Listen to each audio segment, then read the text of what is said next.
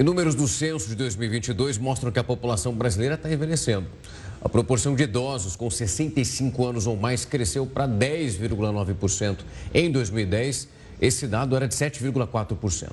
Paralelamente, a gente tem uma fatia da população formada por jovens, pelas crianças de até 14 anos e que caiu para 34,1% para 19,8%. Para falar mais sobre o envelhecimento, cada vez mais acentuado da nossa população, nós vamos receber agora Marisa Acioli Domingos, professora do curso de Gerontologia da Escola de Artes, de Ciências e Humanidades da USP. Professora, uma ótima noite, é um prazer tê-la aqui conosco. Prazer é todo meu. Obrigado, Rafael. Obrigado, Renata. Obrigado, professora, quando a gente olha para esses números e tentando entender o que justifica esse movimento que nós estamos vendo, é possível analisar um movimento social, a sociedade se comportando de maneira diferente, novos costumes sendo incorporados e que correspondam a essa mudança, a essa taxa menor, quando nós olhamos para os mais novos e percebendo, digamos que uma longevidade maior da nossa sociedade? É possível sim, viu, Rafael? É possível observar uma mudança, né, do perfil da pirâmide, né? Tanto a demográfica, né, do perfil de nascimentos, como a epidemiológica, que é controle de doenças mais comuns, né, nas faixas etárias mais anteriores, né? Então, crianças, adolescentes, e aí as pessoas naturalmente vão envelhecendo. Nascem menos, os que nascem vivem mais e, portanto, a população envelhece. É o que o Brasil já vive hoje, que nós estimávamos que fosse demorar um pouquinho mais, mas já vivemos hoje. Então, isso mostra, né, que nós temos, né, essa atenção muito grande com as nossas crianças, adolescentes e pessoas adultas, ainda não idosas, mas que chega certamente chegarão lá, né, exceto alguma outra questão aí no meio do caminho que interfira nesse processo natural da vida de todos nós, que é o nascer, viver, envelhecer e morrer. Professora, muito boa noite para você. A gente está vivendo um processo de envelhecimento da população que está acontecendo num ritmo acelerado, né? Mas ao contrário do que aconteceu nos países europeus, por aqui a gente tem uma população muito grande e uma população em condição de vulnerabilidade social muito grande. Isso aumenta também os desafios do país, principalmente no que diz respeito à saúde pública, à assistência social, para se preparar ali para receber essa população com mais idade que está chegando e com carências sociais muito grande? Sem dúvida alguma, viu, Renata?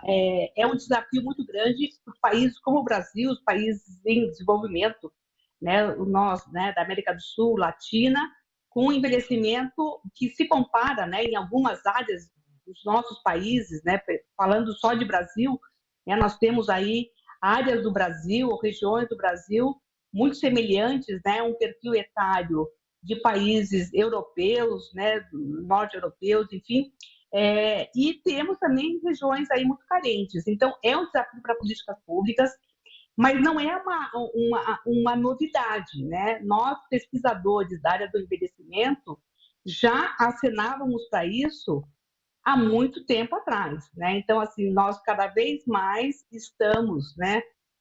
Aquilo que algumas pessoas que estudam mais detidamente a isso, né? Com essa janela, esse bônus do envelhecimento, que ainda temos jovens, né? Crianças de jovens, mas cada vez mais teremos pessoas idosas, e isso é um ganho, né?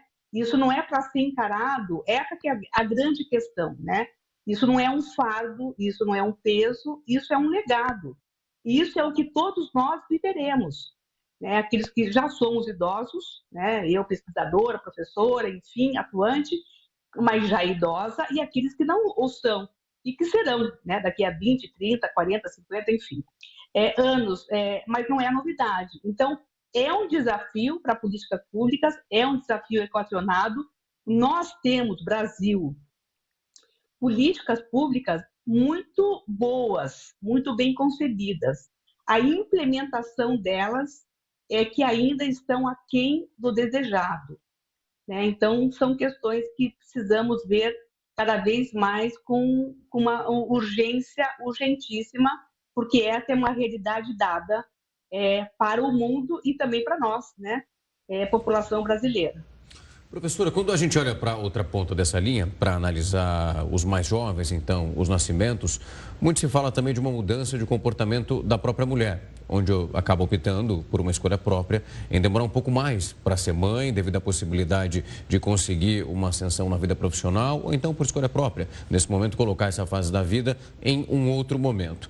Se a gente vê esse movimento, ele vai ganhando cada vez também mais embasamento e também mais musculatura, dificilmente é possível reverter esse processo. É exatamente essa escolha sendo colocada mais para frente e automaticamente nossa população vai envelhecendo ao mesmo tempo. É exatamente isso, viu, Rafael? Porque a escolha, por vezes, é por casais, né, e opções, né, das mais diversas concepções de casais, mas sem filhos. Isso é no Brasil e no mundo. Então, isso, por si, já encolhe, né, a rede, né, de suporte social, de apoio social, que todos nós vamos tendo ao longo da vida. Então, assim, de que maneira a gente pode equacionar e cuidar dessas questões? A entrada da mulher no mundo do trabalho não é de agora, isso já vem de décadas, né, de algumas décadas do século XX, século XXI ainda mais. Então, assim, esse postergar, que é o que você me pergunta, ou até não ter, né, opção por não ter filhos, né? Tem casais que optam por não ter filhos, ok, né? É opção de não ter filhos. Então, tudo isso encolhe, né, uma chance, né, uma possibilidade de países terem um rejuvenescimento da sua população. Então, de que maneira a gente vai equacionando essa dinâmica, né? A gente está vendo, acompanhando, né, a dinâmica dos países, né, asiáticos com relação a isso, né, em especial a China, né, que já tem um contingente bastante grande, né, e também que nós não vivemos isso no Brasil, mas, enfim, para a gente acompanhar um movimento que é natural, né, de postergar, né, ter filhos, né? O ônus da mulher ainda é um ônus maior, cada vez mais a gente vai vendo, vai acompanhando um movimento muito compartilhado de divisão de tarefas, mas ainda cabe, né, à mulher algo aí muito grande em relação ao seu comprometimento e ter filhos e cuidar da sua prole, né? E aí nós temos, né, essa dupla carga de cuidados que a gente chama, né, no estudo aí da gerontologia, que é você ter duas pontas de cuidados, né, dos mais jovens da sua prole e dos mais velhos da sua prole, né, pais, sogros e, enfim, pessoas da sua rede de relações.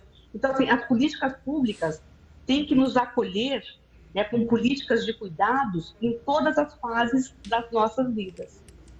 Professora, muito obrigado por vir aqui conversar conosco e também chegar a esse entendimento junto com quem nos acompanha, entender por que nós temos esse resultado e esse número em relação ao envelhecimento da nossa população. Muito obrigado por falar conosco. E eu que agradeço. Uma boa noite.